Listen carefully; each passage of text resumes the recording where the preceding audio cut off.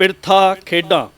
ਇੱਕ ਦਿਨ ਗੁਰੂ ਜੀ ਸੰਗਤ ਵਿੱਚ ਸ਼ਬਦ ਦੀ ਵਿਚਾਰ ਕਰ ਰਹੇ ਸਨ। ਤਦ ਪਿਰਥਾ ਤੇ ਖੇਡਾਂ ਦਰਸ਼ਨ ਕਰਨ ਆਏ ਤਾਂ ਬੜੇ ਪ੍ਰੇਮ ਨਾਲ ਨਮਸਕਾਰ ਕਰਕੇ ਸ਼ਬਦ ਦੀ ਵਿਚਾਰ ਸੁਣਦੇ ਰਹੇ। ਉਪਰੰਤ ਜਦ ਉੱਠ ਕੇ ਚੱਲਣ ਲੱਗੇ ਤਾਂ ਗੁਰੂ ਜੀ ਨੇ ਕਿਹਾ, ਜੋ ਤੁਹਾਡੀ ਇੱਛਾ ਹੈ ਉਹ ਮੰਗੋ, ਕਰਤਾਰ ਪੂਰੀ ਕਰੇਗਾ। ਉਹਨਾਂ ਨੇ ਕਿਹਾ, ਜੇ ਕਿਰਪਾ ਕਰਦੇ ਹੋ ਤਾਂ ਆਪਣੀ ਚਰਨ ਸ਼ਰਨ ਦਿਓ। ਗੁਰੂ ਜੀ ਨੇ ਕਿਹਾ, ਭਾਈ ਸਾਡੇ ਚਰਨ ਸਦਾ ਹੀ ਸਾਧ ਸੰਗਤ ਵਿੱਚ ਵਸਦੇ ਹਨ। ਸੰਤਾਂ ਦੀ ਸੇਵਾ ਕਰੋ, ਸੰਗਤ ਕਰੋ, ਧਰਮ ਦੀ ਕਿਰਤ ਕਰਕੇ ਵੰਡ ਕੇ ਖਾਓ।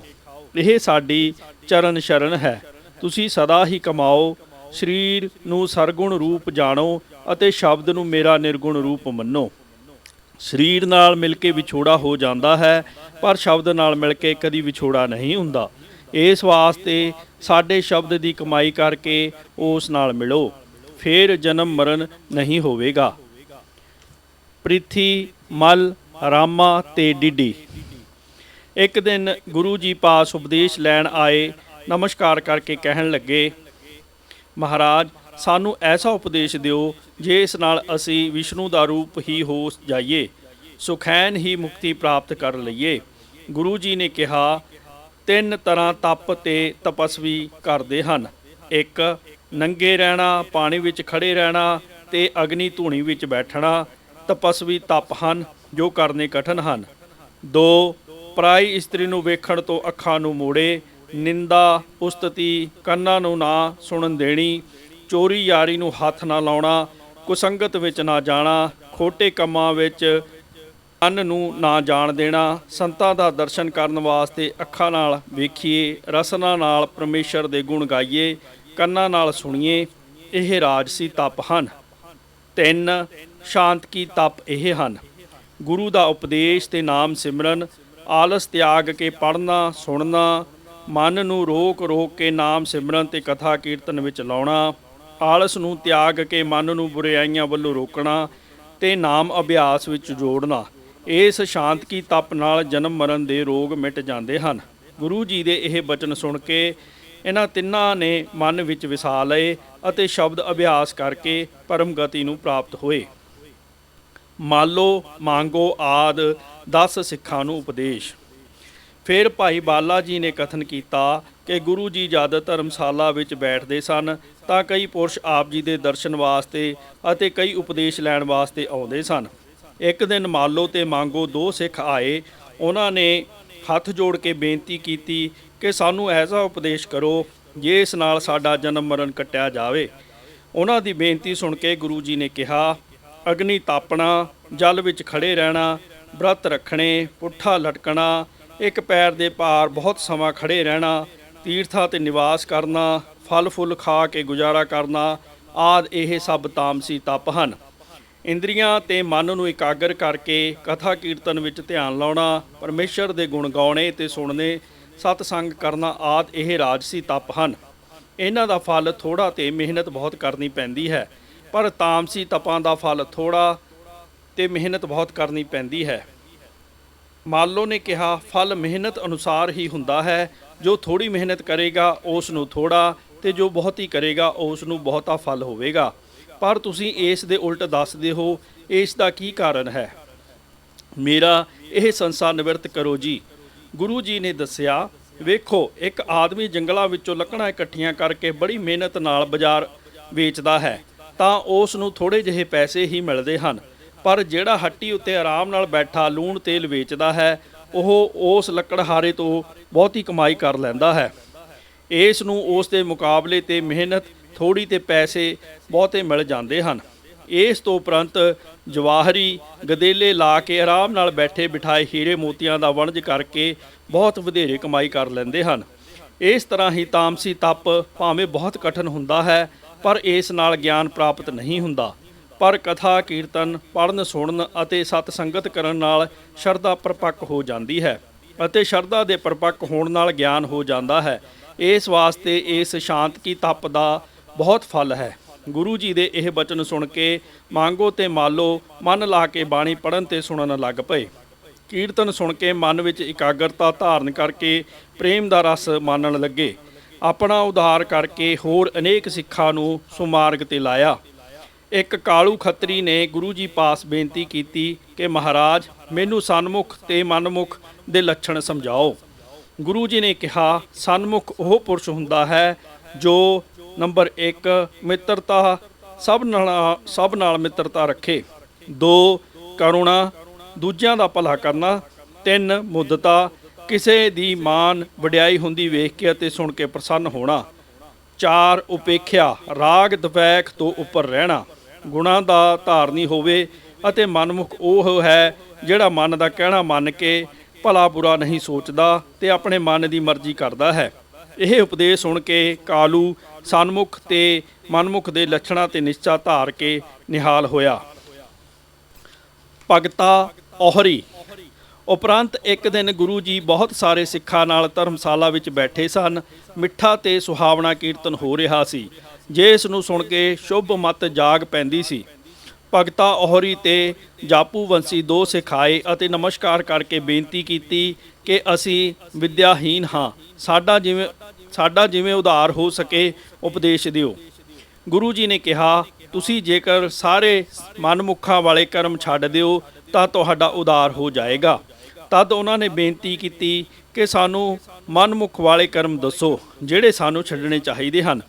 ਗੁਰੂ ਜੀ ਨੇ ਦੱਸਿਆ ਕਿ ਦੂਜਿਆਂ ਨਾਲ ਈਰਖਾ ਕਰਨੀ, ਸਾਰਿਆਂ ਨੂੰ ਬੁਰਾ ਜਾਣਨਾ ਅਤੇ ਬੁਰਿਆਈ ਕਰਨੀ, ਹੰਕਾਰ ਕਰਨਾ, ਦੂਸਰਿਆਂ ਨਾਲ ਨਿਰਦਇਆ ਹੋਣਾ, ਆਪਣੇ ਤੋਂ ਮਾੜਿਆਂ ਨੂੰ ਮਖੌਲ ਕਰਨਾ, ਦੂਸਰਿਆਂ ਦੀ ਨਿੰਦਿਆ ਕਰਨੀ, ਕਿਸੇ ਦੀ ਉਸਤਤੀ ਸੁਣ ਕੇ ਸੜ ਬੱਲ ਜਾਣਾ, ਕਿਸੇ ਦਾ ਉਪਦੇਸ਼ ਨਾ ਮੰਨਣਾ।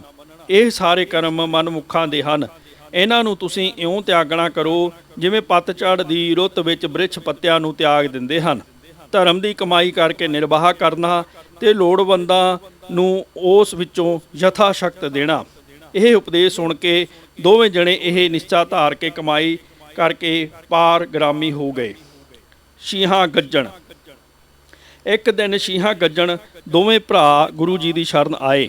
ਬੇਨਤੀ ਕੀਤੀ, ਮਹਾਰਾਜ ਸਾਨੂੰ 4 ਪਦਾਰਥਾਂ ਦੀ ਦਾਤ ਬਖਸ਼ੋ ਅਤੇ ਸਾਡਾ ਜਨਮ ਮਰਨ ਕੱਟ ਦਿਓ। ਗੁਰੂ ਜੀ ਕਿਹਾ, ਵਾਹਿਗੁਰੂ ਦਾ ਨਾਮ ਸਿਮਰਨ ਕਰੋ, ਤੁਹਾਨੂੰ 4 ਪਦਾਰਥ ਧਰਮ, ਅਰਥ, ਕਾਮ ਅਤੇ ਮੋਖ ਉਸ ਤੋਂ ਪ੍ਰਾਪਤ ਹੋ ਜਾਣਗੇ। ਉਹਨਾਂ ਨੇ ਕਿਹਾ, ਮਹਾਰਾਜ ਸਾਨੂੰ ਵਾਹਿਗੁਰੂ ਸ਼ਬਦ ਦੇ ਅਰਥ ਸਮਝਾਓ। ਗੁਰੂ ਜੀ ਨੇ ਕਿਹਾ, ਵਾਹ ਅਚਰਜ ਨੂੰ ਕਹਿੰਦੇ ਹਨ, ਜਿਸ ਦੀ ਸੱਤਿਆ ਸਾਰੇ ਜਗਤ ਵਿੱਚ ਪ੍ਰਗਟ ਹੈ ਅਤੇ ਗੁਰੂ ਜੋ ਅੰਧਕਾਰ ਸਮਾਨ ਜੜ ਦੇਹੀ ਨੂੰ ਚੇਤਨ ਸੱਤਾ ਦਾ ਪ੍ਰਕਾਸ਼ ਦਿੰਦਾ ਹੈ, ਉਹ ਵਾਹਿਗੁਰੂ ਹੈ। ਉਹਨਾਂ ਨੇ ਇਹ ਬਚਨ ਮੰਨ ਕੇ ਵਾਹਿਗੁਰੂ ਨਾਮ ਦਾ ਸਿਮਰਨ ਆਰੰਭ ਕੀਤਾ ਔਰ ਸ਼ੁਭ ਕਰਮਾਂ ਵਿੱਚ ਪ੍ਰਵਿਰਤ ਹੋ ਗਏ। ਸ਼ੀਹੇ ਦੀ ਇੱਕ ਕੰਨਿਆ ਦਾ ਵਿਆਹ ਸੀ। ਉਸ ਨੇ ਜੰਝ ਵਾਸਤੇ ਬਹੁਤ ਤਰ੍ਹਾਂ ਦੇ ਭੋਜਨ ਮਠਿਆਈ ਆਦਿਕ ਤਿਆਰ ਕਰਵਾਏ। ਅਚਨਚੇਤ ਹੀ ਗੁਰੂ ਜੀ ਦੇ ਦਰਸ਼ਨ ਵਾਸਤੇ ਜਾਂਦੇ ਹੋਏ ਸਿੱਖ ਉਸ ਦੇ ਘਰ ਆ ਗਏ। ਸ਼ੀਹੇ ਨੇ ਜੰਝ ਵਾਸਤੇ ਤਿਆਰ ਕੀਤਾ ਹੋਇਆ ਪਕਵਾਨ ਉਹਨਾਂ ਸਿੱਖਾਂ ਨੂੰ ਛਕਾ ਦਿੱਤਾ। ਦੂਸਰੇ ਦਿਨ ਜੰਝ ਨੇ ਆਉਣਾ ਸੀ, ਇਸ ਕਰਕੇ ਸ਼ੀਹੇ ਦੀ ਇਸਤਰੀ ਨੇ ਬਹੁਤ ਚਿੰਤਾ ਕਰਕੇ ਕਿਹਾ, ਕੱਲ ਬਰਾਤ ਆਏਗੀ ਤਾਂ ਉਸ ਨੂੰ ਕੀ ਦਿਆਂਗੇ। ਸ਼ੀਹੇ ਨੇ ਕਿਹਾ, ਗੁਰੂ ਜੀ ਤੇ ਭਰੋਸਾ ਰੱਖ, ਉਹ ਆਪ ਪੈਜ ਰੱਖਣਗੇ, ਤੂੰ ਚਿੰਤਾ ਨਾ ਕਰ। ਦੂਸਰੇ ਦਿਨ ਜਦ ਬਾਰਾਤ ਆਈ ਤਾਂ ਸ਼ੀਹੇ ਨੇ ਗੁਰੂ ਜੀ ਅੱਗੇ ਅਰਦਾਸ ਕੀਤੀ ਕਿ ਹੇ ਸੱਚੇ ਪਾਤਸ਼ਾਹ, ਜਿਸ ਤਰ੍ਹਾਂ ਤੁਸੀਂ ਪਹਿਲਾਂ ਆਪਣੇ ਸਿੱਖਾਂ ਦੀ ਪੈਜ ਰੱਖਦੇ ਆਏ ਹੋ, ਅੱਜ ਮੇਰੀ ਵੀ ਰੱਖਣੀ, ਮੈਂ ਤੁਹਾਡੀ ਸ਼ਰਨ ਹਾਂ। ਇਹ ਅਰਦਾਸ ਕਰਕੇ ਜਦ ਸ਼ੀਹੇ ਨੇ ਜੰਦਰਾ ਖੋਲ੍ਹ ਕੇ ਵੇਖਿਆ ਤਾਂ ਕੋਠਾ ਜਿਉਂ ਦਾ ਤਿਉਂ ਪਕਵਾਨ ਨਾਲ ਭਰਪੂਰ ਸੀ। ਇਹ ਗੁਰੂ ਜੀ ਦੀ ਮਿਹਰ ਵੇਖ ਕੇ ਸ਼ੀਹਾਂ ਤੇ ਉਸ ਦੀ ਇਸਤਰੀ ਨੇ ਬੜੀ ਪ੍ਰਸੰਨਤਾ ਨਾਲ ਸਾਰੀ ਜੰਝ ਨੂੰ ਭੋਜਨ ਵਰਤਾ ਕੇ ਤ੍ਰਿਪਤ ਕੀਤਾ। ਫਿਰਨਾ ਖਹਿਰਾ ਤੇ ਜੋਧ ਸਿੱਖ। ਇੱਕ ਦਿਨ ਫਿਰਨਾ ਖਹਿਰਾ ਤੇ ਜੋਧ ਮਨ ਵਿੱਚ ਉਪਦੇਸ਼ ਲੈਣ ਦੀ ਇੱਛਾ ਧਾਰ ਕੇ ਗੁਰੂ ਜੀ ਪਾਸ ਆਏ ਅਤੇ ਬੇਨਤੀ ਕੀਤੀ ਕਿ ਜਿਸ ਨਾਲ ਸਾਡੀ ਕਲਿਆਣ ਹੋਵੇ ਸਾਨੂੰ ਉਹ ਉਪਦੇਸ਼ ਦਿਓ। ਸਾਡੇ ਮਨ ਵਿੱਚ ਸਿੱਖੀ ਪ੍ਰਾਪਤ ਹੋ ਜਾਵੇ ਤੇ ਮੁੜ ਸਾਨੂੰ ਜੰਮਣਾ ਜਾਂ ਮਰਨਾ ਨਾ ਪਵੇ। ਗੁਰੂ ਜੀ ਨੇ ਕਿਹਾ, ਜਿਸ ਦਾ ਮਨ ਨੀਵਾਂ ਹੋਵੇ ਉਸ ਨੂੰ ਸਿੱਖੀ ਪ੍ਰਾਪਤ ਹੁੰਦੀ ਹੈ। ਤੁਸੀਂ ਸਿੱਖਾਂ ਦੀ ਸੇਵਾ ਕਰੋ, ਪਿਛਲੀ ਰਾਤ ਉੱਠ ਕੇ ਇਸ਼ਨਾਨ ਕਰਕੇ ਸ਼ਬਦ ਦਾ ਅਭਿਆਸ ਕਰੋ, ਸਤ ਸੰਗਤ ਕਰੋ ਤੇ ਵਾਹਿਗੁਰੂ ਨੂੰ ਆਪਣਾ ਮਾਲਕ ਸਮਝੋ। ਗੁਰੂ ਜੀ ਤੋਂ ਇਹ ਸਿੱਖਿਆ ਲੈ ਕੇ ਉਹ ਦੋਵੇਂ ਇਸ ਤਰ੍ਹਾਂ ਕਰਨ ਲੱਗ ਪਏ ਅਤੇ ਜਨਮ ਮਰਨ ਤੋਂ ਪਾਰ ਹੋ ਗਏ। ਇਸ ਤਰ੍ਹਾਂ ਹੋਰ ਵੀ ਬੇਅੰਤ ਲੋਕਾਂ ਨੂੰ ਉਪਦੇਸ਼ ਦੇ ਕੇ ਆਤਮਿਕ ਗਿਆਨ ਦਿੱਤਾ ਅਤੇ ਉਹਨਾਂ ਦਾ ਉਧਾਰ ਕੀਤਾ। ਸਿੱਖਾਂ ਦਾ ਪ੍ਰੇਮ। ਭਾਈ ਬਾਲੇ ਨੇ ਕਿਹਾ, ਮਹਾਰਾਜ ਜੀ ਗੁਰੂ ਜੀ ਦੀ ਅਗਲੀ ਕਥਾ ਸੁਣੀਏ। ਗੁਰੂ ਜੀ ਨੇ ਸੰਸਾਰ ਵਿੱਚ ਸਿੱਖੀ ਦੀ ਨਦੀ ਵਗਾ ਦਿੱਤੀ। ਮੱਛੀ ਦੀ ਤਰ੍ਹਾਂ ਸਿੱਖ ਇਸ ਸਿੱਖੀ ਦੀ ਨਦੀ ਤੋਂ ਵਿਛੜਨਾ ਨਹੀਂ ਸਨ ਚਾਹੁੰਦੇ। ਸ਼ਬਦ ਦਾ ਅਭਿਆਸ ਅਤੇ ਸਤਨਾਮ ਦਾ ਸਿਮਰਨ ਸਿੱਖ ਕਰਨ ਲੱਗ ਪਏ। ਸਿੱਖੀ ਦਾ ਪ੍ਰੇਮ ਵੇਖਣ ਵਾਸਤੇ ਮੈਨੂੰ ਨਾਲ ਲੈ ਕੇ ਗੁਰੂ ਜੀ ਇੱਕ ਪਿੰਡ ਚਲੇ ਗਏ। ਉੱਥੇ ਇੱਕ ਤਰਖਾਣ ਸਿੱਖ ਰਹਿੰਦਾ ਸੀ ਜੋ ਆਏ ਗਏ ਅਤਿਥੀ ਦੀ ਬਹੁਤ ਸੇਵਾ ਕਰਦਾ ਸੀ ਅਤੇ ਜੇ ਘਰ ਨਾ ਹੋਵੇ ਤਾਂ ਦੂਸਰੇ ਘਰਾਂ ਤੋਂ ਮੰਗ ਕੇ ਪ੍ਰਸ਼ਾਦ ਪਾਣੀ ਛਕਾ ਦਿੰਦਾ ਸੀ। ਜਦ ਗੁਰੂ ਜੀ ਉਸ ਦੇ ਘਰ ਗਏ ਤਾਂ ਉਸ ਨੇ ਆਪਣੀ ਇਸਤਰੀ ਨੂੰ ਪ੍ਰਸ਼ਾਦ ਤਿਆਰ ਕਰਨ ਵਾਸਤੇ ਕਿਹਾ। ਇਸਤਰੀ ਨੇ ਕਿਹਾ, ਜੀ ਘਰ ਵਿੱਚ ਆਟਾ ਨਹੀਂ ਹੈ। ਤਦ ਤਰਖਾਣ ਸਿੱਖ ਪਿੰਡ ਵਿੱਚੋਂ ਆਟਾ ਮੰਗਣ ਚਲਿਆ ਗਿਆ, ਪਰ ਉਸ ਨੂੰ ਕਿਸੇ ਵੀ ਆਟਾ ਨਾ ਦਿੱਤਾ। ਉਸ ਨੂੰ ਬੜੀ ਚਿੰਤਾ ਲੱਗ ਗਈ ਕਿ ਇਹਨਾਂ ਨੂੰ ਭੋਜਨ ਕਿੱਥੋਂ ਛਕਾਵਾਂ। ਇਤਨੇ ਨੂੰ ਉਸ ਨੂੰ ਪਤਾ ਲੱਗਾ ਕਿ ਬਾਹਰ ਰਾਜੇ ਨੇ ਛਿੰਝ ਪਵਾਹੀ ਹੈ। ਜਿਹੜਾ ਪਹਿਲਵਾਨ ਜਿੱਤ ਜਾਵੇ ਉਸ ਨੂੰ 1000 ਰੁਪਈਆ ਮਿਲੇਗਾ ਅਤੇ ਜਿਹੜਾ ਹਾਰ ਜਾਵੇ ਉਸ ਨੂੰ 500 ਮਿਲੇਗਾ। ਇਹ ਗੱਲ ਸੁਣ ਕੇ ਤਰਖਾਣ ਉੱਥੇ ਪਹੁੰਚ ਗਿਆ ਅਤੇ ਇੱਕ ਪਹਿਲਵਾਨ ਨਾਲ ਕੁਸ਼ਤੀ ਲੜਨ ਵਾਸਤੇ ਤਿਆਰ ਹੋ ਗਿਆ। ਜਦ ਪਹਿਲਵਾਨ ਨੇ ਇਸ ਨੂੰ ਮਾੜਾ ਵੇਖ ਕੇ ਆਖਿਆ ਕਿ ਕਿਉਂ ਮਰਨ ਲੱਗਾ ਹੈ, ਤਾਂ ਇਸ ਨੇ ਆਪਣੀ ਸਾਰੀ ਗੱਲ ਸੁਣਾਈ ਅਤੇ ਕਿਹਾ ਕਿ ਇਸ ਹਾਲਤ ਵਿੱਚ ਜਦ ਘਰ ਆਏ ਅਤਿਥੀ ਸੰਤ ਦੀ ਸੇਵਾ ਨਾ ਹੋ ਸਕੇ ਤਾਂ ਮਰ ਜਾਣਾ ਹੀ ਚੰਗਾ ਹੈ। ਇਹ ਗੱਲ ਸੁਣ ਕੇ ਪਹਿਲਵਾਨ ਬਹੁਤ ਖੁਸ਼ ਹੋਇਆ ਅਤੇ ਕਿਹਾ ਕਿ ਤੂੰ ਪਰ ਉਪਕਾਰ ਵਾਸਤੇ ਪ੍ਰਾਣ ਦੇਣ ਨੂੰ ਤਿਆਰ ਹੈ, ਤੂੰ ਧੰਨ ਹੈ। ਪਹਿਲਵਾਨ ਨੇ ਉਸ ਨਾਲ ਕੁਸ਼ਤੀ ਲੜਨੀ ਮੰਨ ਲਈ ਅਤੇ ਪਰ ਸਵਾਰਥ ਵਾਸਤੇ 2-4 ਹੱਥ ਮਾਰ ਕੇ ਤਰਖਾਣ ਪਾਸੋਂ ਪਿੱਠ ਲਵਾ ਲਈ। ਲੋਕ ਇਹ ਕੌਤਕ ਵੇਖ ਕੇ ਬੜੇ ਹੈਰਾਨ ਹੋਏ।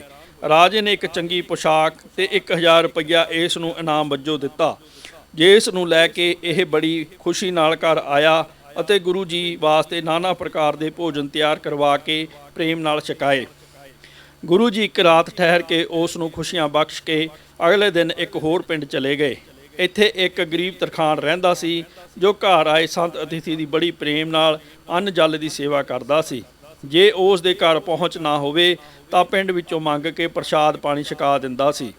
ਪਹਿਲੇ ਦਿਨ ਉਸ ਨੇ ਘਰ ਦੀਆਂ ਚੀਜ਼ਾਂ ਵੇਚ ਕੇ ਗੁਰੂ ਜੀ ਨੂੰ ਪ੍ਰਸ਼ਾਦ ਪਾਣੀ ਛਕਾਇਆ। ਦੂਸਰੇ ਦਿਨ ਉਸ ਨੇ ਆਪਣੇ ਸਿਰ ਦੇ ਵਾਲਾਂ ਦਾ ਰੱਸਾ ਵੱਟ ਕੇ ਉਸ ਨੂੰ ਵੇਚ ਕੇ ਪ੍ਰਸ਼ਾਦ ਤਿਆਰ ਕਰਨ ਵਾਸਤੇ ਆਪਣੀ ਇਸਤਰੀ ਨੂੰ ਆਖਿਆ।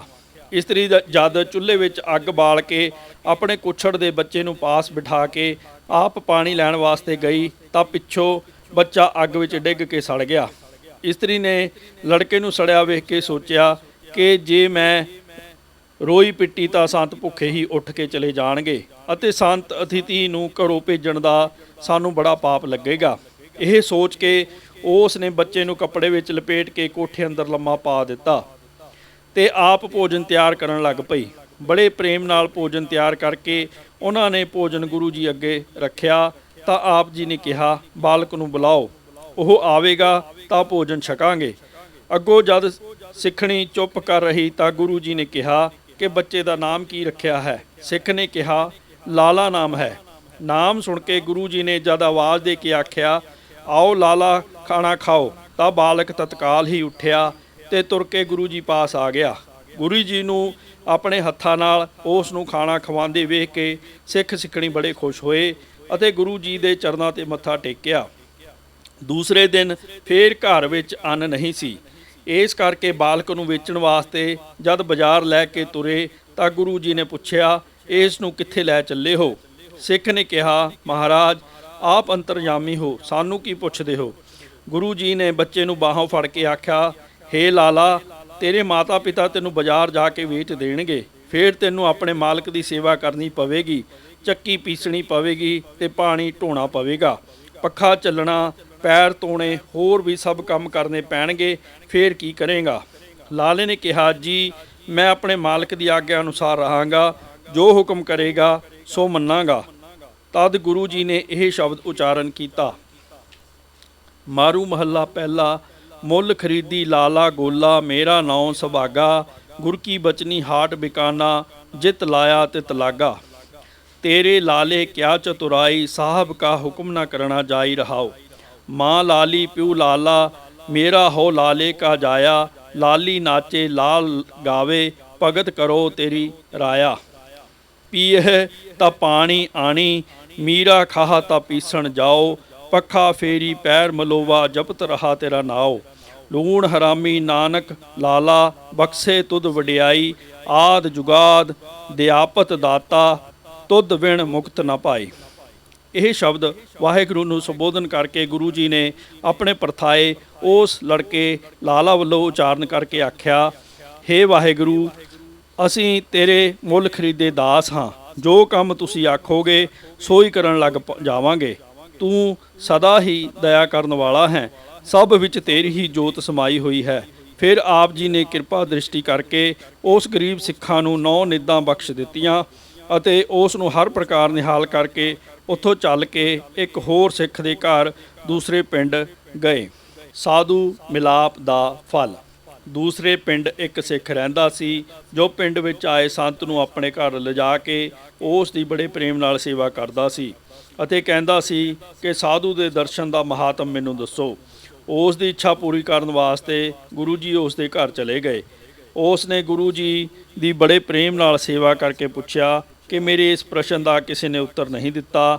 ਆਪ ਕਿਰਪਾ ਕਰਕੇ ਦੱਸੋ ਕਿ ਸਾਧੂ ਦਰਸ਼ਨ ਕਰਨ ਦਾ ਕੀ ਮਹਾਤਮ ਹੁੰਦਾ ਹੈ। ਗੁਰੂ ਜੀ ਨੇ ਕਿਹਾ, ਤੂੰ ਵੱਡੀ ਉਜਾੜ ਵਿੱਚ ਚਲਿਆ ਜਾ, ਉੱਥੇ ਇੱਕ ਬ੍ਰਿਛ ਹੇਠ ਵਾਹਿਗੁਰੂ ਆਖ ਕੇ ਬੈਠ ਜਾਵੀਂ, ਉੱਥੇ ਤੇਰੇ ਪ੍ਰਸ਼ਨ ਦਾ ਤੈਨੂੰ ਉੱਤਰ ਮਿਲੇਗਾ। ਇਹ ਬਚਨ ਮੰਨ ਕੇ ਉਹ ਉਜਾੜ ਵਿੱਚ ਜਾ ਕੇ ਵਾਹਿਗੁਰੂ ਆਖ ਕੇ ਇੱਕ ਬ੍ਰਿਛ ਹੇਠਾਂ ਬੈਠ ਗਿਆ। ਤਦ ਉਸ ਬ੍ਰਿਛ ਉੱਤੇ ਜਿਹੜੇ 2 ਕਾਂ ਬੈਠੇ ਸਨ ਉਹ ਚਿੱਟੇ ਬਗਲੇ ਹੋ ਗਏ। ਕੁਝ ਸਮਾਂ ਬੈਠ ਕੇ ਉਹ ਵਾਪਸ ਆ ਗਿਆ ਅਤੇ ਗੁਰੂ ਜੀ ਨੂੰ ਦੱਸਿਆ ਕਿ ਉੱਥੋਂ ਮੈਨੂੰ ਕੋਈ ਉੱਤਰ ਨਹੀਂ ਮਿਲਿਆ। ਤਦ ਗੁਰੂ ਜੀ ਨੇ ਕਿਹਾ, ਕੱਲ ਫਿਰ ਉੱਥੇ ਜਾਣਾ, ਉੱਤਰ ਮਿਲ ਜਾਵੇਗਾ।